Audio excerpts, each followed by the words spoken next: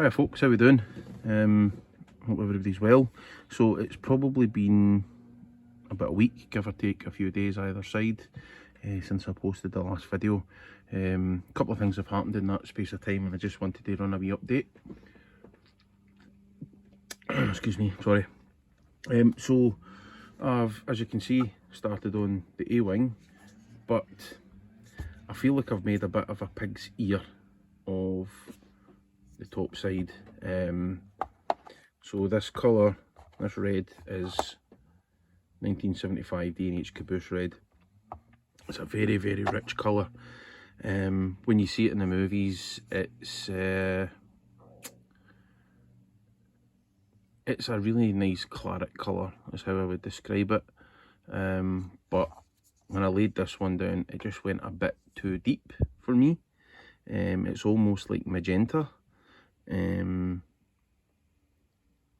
I've since looked back at one of John Simmons's videos, where he does one of his big studio scale A-wings, and what he talks about is less is more with this paint, and I'd have to say I tend to agree with him. I watched this video a while back and I was like, that's some good advice, some good direction and stuff, and I never really paid attention to it clearly, and I just went a bit nuts. So I think I'm going to go over this again with the Reefer White. Not necessarily going to completely remove all traces of the colour, but I'm really going to knock it right back and then just do another light coat of this again, just to bring the colour through enough, but not so much where we're really going in from that sort of deep clarity red colour into a more magenta purpley sort of tone. I don't dislike the colour, but it's just not quite what I'm looking for. I know he does talk about also misting it back. Couple of options for that were SP lettering grey, and also I think it was armour grey, which is more of a blue, light blue tone to it. So I don't have that paint as of yet, but that's on my hit list. And I'll need that for some of the panel work as well, so it is on the hit list of things to get. So this, I've started this project. I was actually initially going to do, I'll just see if I can find one of the refs that I printed off. Where is it? Here it's here. I printed off this, which was Ralph McQuarrie's concept design of the A-wing. And if anybody's watched Rebels, the animated series, you'll recognise this artwork or this paint job. It was featured on one of the A-wings in that TV series, and this was the original sort of paint job that Ralph McQuarrie had sort of pointed at as what he was looking for. And obviously when it came to final production, there was changes made. I believe some of the changes were the blue colours didn't translate well when they were using the blue screen special effects. I think it would cause problems, so that's why a lot of the X-Wings and stuff ended up with the red colours, and the same for the A-Wing, but they didn't obviously want to completely replicate that. So what they done was they used a different colour of red, in this case obviously D&H Caboose. Enough rambling on about that. So that's a work in progress. This wee guy here that you probably noticed in the background here is one of the wee Revel ships. I can't remember the scale. I misplaced the box, probably binned it. This is actually for my wee boy's friend. So my son and daughter have got a couple of these hanging for their ceiling, along with a couple of other small Revel models. They're cheap and cheerful. They're not completely screen accurate, but they're pretty good actually. They're a nice representation, and they actually paint up pretty well. There's some nice sharp crisp details on them, some nice deep panel lines and stuff. I probably will put a wee wash on this. I'll mist it back a bit, stick a wee, just because of the scale of it, so small, and it will look smashing. I've made a wee base for it to go on as well for him, wee custom base, and just a bit of a sort of Death Star surface sort of theme, few blast marks, and I had this left over from a TIE fighter I built ages ago, one of the old EMT ones, and I thought, that'll look smashing. And this is actually the base from one of the Revel TIE fighters. Again, that's a ship that's hanging from the ceiling in my laddie's bedroom. So yeah, just a couple of wee greeblies stuck on there, and that'll go in there with just one of the wee acrylic rods, sit on there, and that's for his room. Wee guy like that. So I'm sure Matthew will appreciate that when it's done. I told him I've got a surprise for him. He doesn't know what it is. He just knows there's something cool for Star Wars coming. And the last update that we've got for you is, stand by, this arrived yesterday in the post. Let's just move the camera a wee bit here. So yes, the old battle droid from episode 1. This is quite a big model. It's, I don't know if you can see that. It's in 1/6 scale. Probably sits about, I don't know, 12 inches, 30 centimetres, or 300mm in height. Comes with a base, but I'm not going to use that. I'm going to stick to my kind of the base that I like, the black 10mm acrylic plinth with a little brushed aluminium plaque on it. But that's a project for further down the line.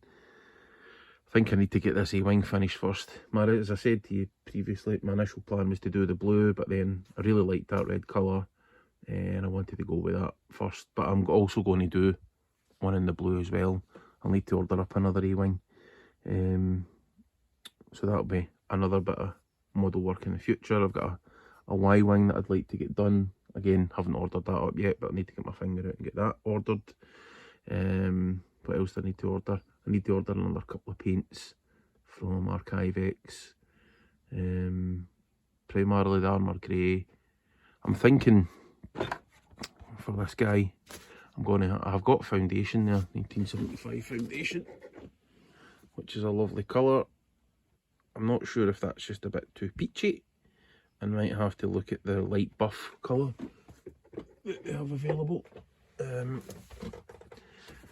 And for the body of this, I've been looking at the colours that they've got and what I've got, and I think it's a no-brainer that rust is going to be, it's probably hard to see with that harsh light on there, but rust, knocked back with a bit of weathering, is going to be the colour for his speeder. So just a couple of colours that I need to order up. Need to order up the, what do you call it again? The blue-grey colour for the TIE Fighter. Stormy Sea. Stormy Sea, quite a unique military sort of colour that Flo Quill done. I believe Flo Quill done it. But it was certainly, that was the colour of choice for the TIE Fighters right from the start at the original trilogy. Right at episode 4. It's a hard one for a lot of people to replicate. I've seen some really, really good attempts at it. But if you've got a screen matched exact hue, why are you not going to use that? It's a no-brainer for me. So anyway, that's just a short, brief update on what's happening. So there is stuff on the bench. I've also had a bit of a tummy bug, so that's took me out for a couple of days. Between that, work, the family, all the usual nonsense. I will get back to it probably this weekend. I'll probably do a video at some point on this wee chap here. But the first thing I need to do, made a bit of a mess also with my masking, but that's something that's easy tidied up. But I'm going to have to sort this bit out, I think. This side's not as bad. I think by the time I do a bit of misting on that, I think that'll be okay, because I was starting to realise what I was doing as I was painting this side here. I was like, oh, hang on a minute here, this isn't right. This side looks a lot better than that side. That side looks quite dark, and I flipped them around a couple of times. I then went back to the YouTube video that John had done with one of his, I think it was a Lass Henning studio scale. Beautiful, beautiful model, really well made. and when I watched it back, he was, you know, he was saying it's less is more, and then obviously you're misting back and stuff as well, which really changes it. You can also add a wee drop of grey in if you don't really want to mist it, but I think I'll probably go with the misting. It's part of the weathering process. So right away I was like, nah, I've made a mess of that, so I'm going to have to start from scratch. Pardon me, excuse me again. But listen, it's not a big deal. It's not a big learning curve. It's the whole point of this. Just obviously goes to show I'm still way at the start of my journey here. Learning how to paint with Archive X paints, learning how to paint in this style that ILM used for screen models and stuff.